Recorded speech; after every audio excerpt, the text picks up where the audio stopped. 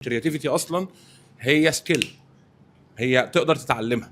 في ناس فاكره ان هي لا هي موهبه، انا احد الناس اللي ضد ده جدا. لا هي سكيل تقدر أتفق. تتعلمها، هي ليها علاقه بشويه مهارات وتمارين معينه لو نفذتها. ادوارد بونو بقى في الكتب بتاعته مدي تمارين تقدر برين ستورمينج اكسرسايزز تقدروا يعني تنفذوه. ممكن تطلبوا دلوقتي اصلا من شات جي بي تي، قول له هات لي التمارين بتاعت ادوارد بونو.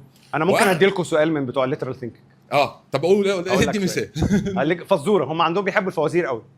يقول لك في راجل ساكن في الدور الثامن، لما بيجي ينزل يروح الشغل الصبح بيركب الاسانسير وينزل يروح الشغل، لكن وهو راجع دايما بيطلع للدور الرابع وبعد كده بيكمل على رجله، مع انه بيكره الطلوع على السلم. الا لو الدنيا بتمطر بيطلع للدور الثامن على طول. ليه؟ فزورتي المفضله. ما تتسفوش. لا احنا لا حاولوا فكروا.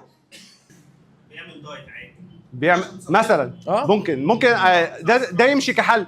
وهي دي فكره اللاترال ثينكينج، ان انت مش لازم اولا مفيش اجابه واحده صح. ده اول قانون بتتعلمه في اللاترال ثينكينج، مفيش اجابه واحده صح، في اجابات كتير جدا لكل سؤال. فممكن مثلا والله هو محتاج السكر بتاعه عالي ومحتاج يخس. ايه؟ امه ساكنه في الدور الرابع فلازم يعدي عليها كل مره، والاسانسير في الرابع مش شغال فبيطلع الرابع وبعد كده بيضطر يطلع على رجله. على فكره تنفع اجابه.